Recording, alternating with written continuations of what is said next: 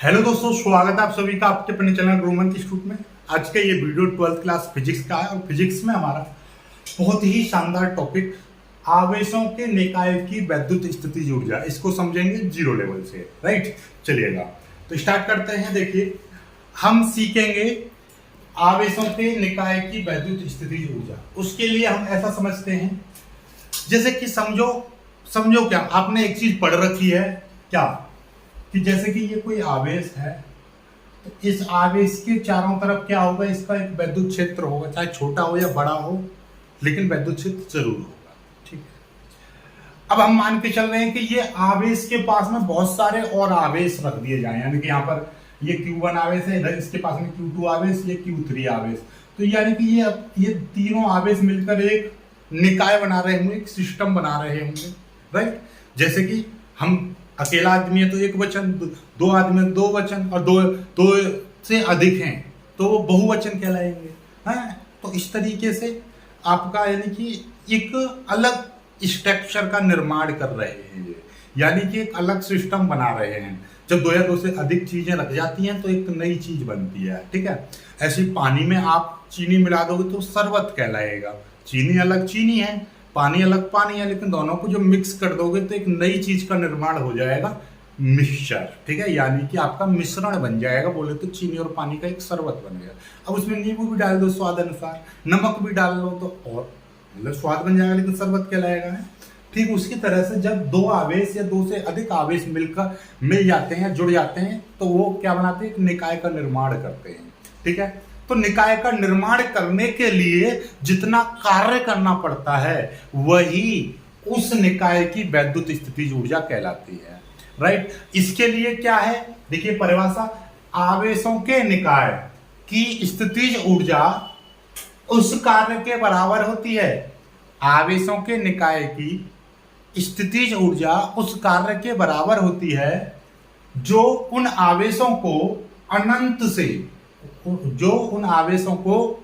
से उनकी स्थितियों तक लाने में किया गया होता है या किया जाता है। मतलब ऐसा समझिएगा कि मेरे पास में देखिएगा, एक ये दो आवेश हैं, एक आवेश प्लस Q1 है, दूसरा आवेश ये एक Q2 है, और ये एक निकाय बन रहा है। Q1 आवेश और Q2 आवेश से मिलकर एक AB निकाय बना दिया मैंने।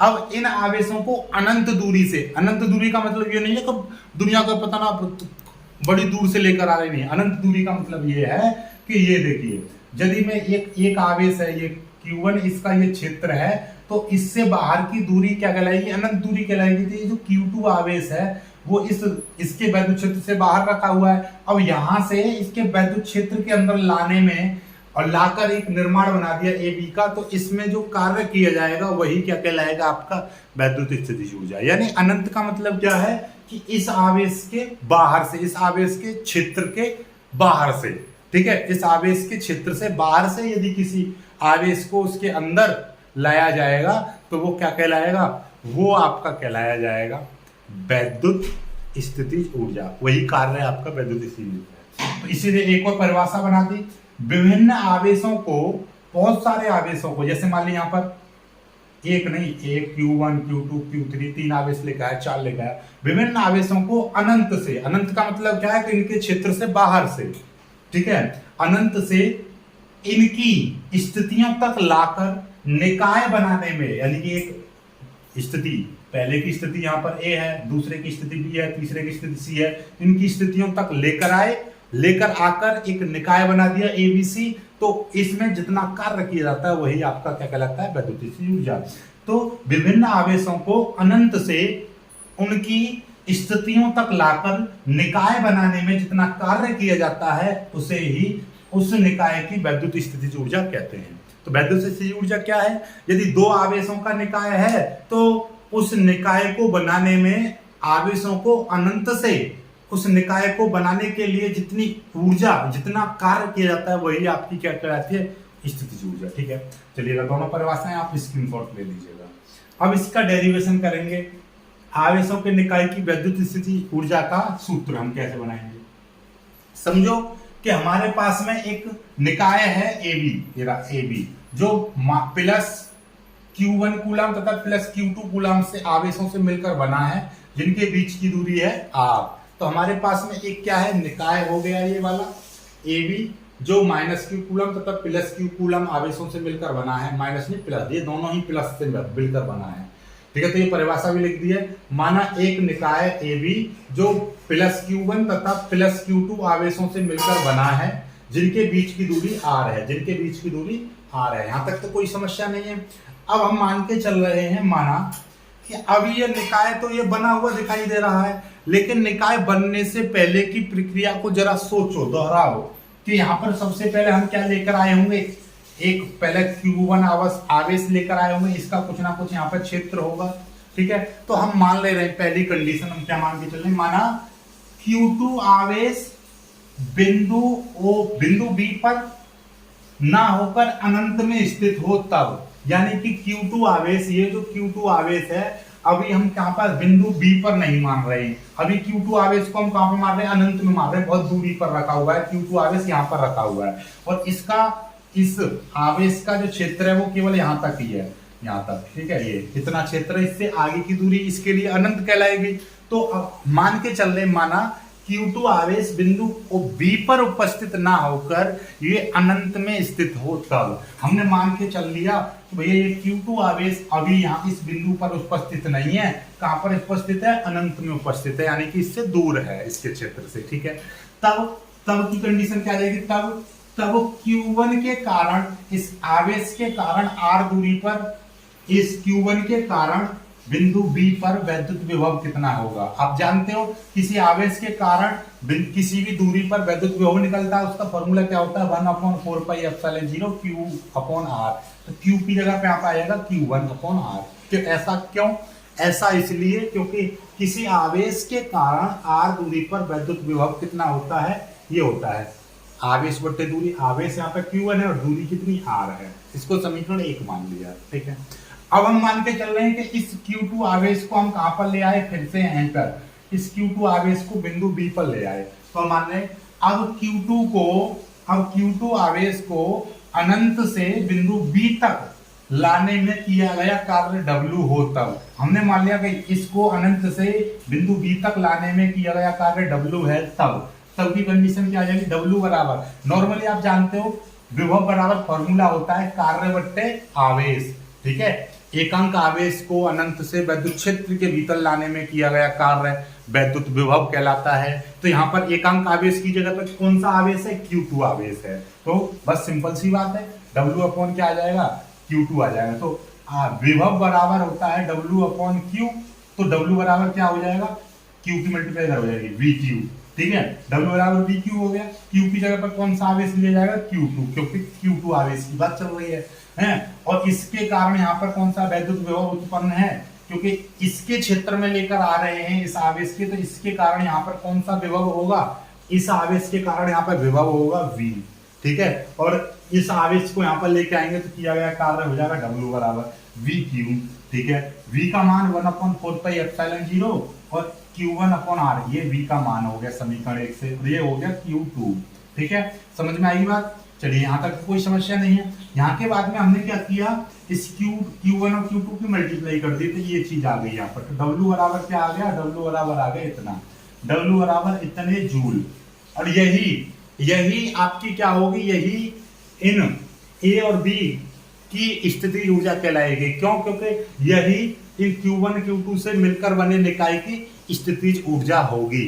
यही क्योंकि Q1 और Q2 आवेश मिलकर एक निकाय बना रहे हैं AB, तो इनको लाने में किया गया कार्य W है, तो यही कार्य क्या कहलाएगा, आपका वैद्युत स्थितिज ऊर्जा कहलाएगा। समझ में आती बात नहीं है, तो यही कार्य लिख दो, नई लाइन से लिख देंगे नीचे, यही कार्य प्लस Q1 व प्लस Q2 आवेशों के निकाय की स्थितिज ऊर्जा होगी, की वैद्युत स्थितिज ऊर्जा होगी। ठीक है, तो U बराबर यही W, और W का मान कितना है, 1/4πε0 Q1 Q2/R। ठीक है, u बराबर, ये चीज आ गई। अब यहां से कुछ इंपोर्टेंट बातें मैं आपको यहां पर लिख दे रहा हूं। क्या है इंपोर्टेंट बातें कि ये देखिएगा, ये u का मान इन आवेशों की प्रकृति पर निर्भर करता है। यदि ये दोनों धनात्मक होंगी तो u का मान ज्यादा होगा, यदि ये दोनों ऋणात्मक होंगी यानी कि सजातीय प्रवृत्ति के होंगे, यानी कि धनात्मक धनात्मक होगा तो u का मान ज्यादा होगा, ऋणात्मक ऋणात्मक आवेश होगा तो भी u का मान ज्यादा होगा। लेकिन यदि एक आवेश धनात्मक एक आवेश ऋणात्मक होगा तो यहाँ पर एक माइनस आ जाएगा और इसलिए ये क्या हो जाएगा, कम हो जाएगा। तो कुल मिलाकर बात ये हो जाएगी, विजातीय आवेश यानी कि जिनकी प्रवृत्ति अलग अलग होगी, माइनस और प्लस कूलम आवेश लेंगे तो विद्युत स्थितिज ऊर्जा का मान कम होगा, घटता है मान। ठीक है, तो ये चीज आप याद रखिएगा। ठीक है, कुछ इंपॉर्टेंट बातें हैं जो आपको डिस्प्ले पर दिखाई दे जाएंगी, तो ये चीज याद कर लीजिएगा। ठीक है, चलिएगा अब आपका यहां से आगे की कुछ चीजें मैं आपको बता दे रहा हूं। यदि मान लीजिए कोई निकाय, यदि कोई मान लीजिए निकाय आपका इसी तरीके से मैं आपको समझा दूं, यदि कोई निकाय तीन आवेशों से मिलकर बना है, इस तरीके से निकाय बना हुआ है, ये आपका मान लीजिए Q1, ये है Q2, यहाँ पे है Q3, ये आपका R12 हो जाएगा, ये R23 हो जाएगा, ये R31। ठीक है, तो तीनों आवेश, ये A, ये आपका B, ये आपका C। तो तब स्थितिज ऊर्जा क्या हो जाएगी, 1/4πε0। ठीक है, अब देखिएगा ध्यान से, ये पहले तीनों आवेशों की बात कर रहे हैं, तीनों आवेश उसमें लिखकर बना है, तो Q1 Q2। ठीक है, Q1 Q2 देखिए ऐसे पहला अलग अलग तोड़ दीजिए क्योंकि तीनों आवेशों से मिलकर बना हुआ है, तो तीनों को जोड़ देंगे। Q1 Q2 अपॉन R, दोनों के बीच की दूरी कितनी हो जाएगी, R12 प्लस 1/4πε0 Q2 Q3, इन दोनों के बीच की दूरी है R23 प्लस 1/4πε0, फिर क्या है Q3 Q1, फिर ये हो जाएगा R31।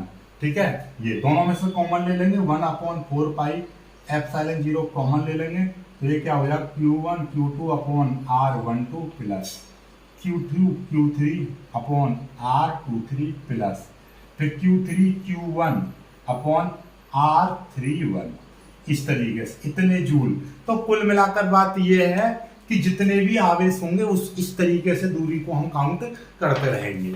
आई होप कि आपको ये समझ में आ गया होगा। बहुत ही प्यारा सा डेरिवेशन है, छोटा सा डेरिवेशन है, सबको अच्छा लगा होगा। समझ में नहीं आया है तो कमेंट करिएगा, और मुझे उम्मीद है कि आपको सब कुछ समझ में आ गया होगा। तो वीडियो को लाइक करना, शेयर करना, और हाँ, मैथ और फिजिक्स अब लाइव कराने वाला हूँ मैं कुछ दिन बाद, तो 5 बजे, शाम के 5 बजे लाइव हुआ करेगा, तो कोई भी मिस ना किया करें। और एक क्लास हम 9 बजे, रात को 9 बजे हम लाइव क्लास लिया करेंगे, रात को 9 बजे, तो कोई भी स्टूडेंट देखना ना भूले।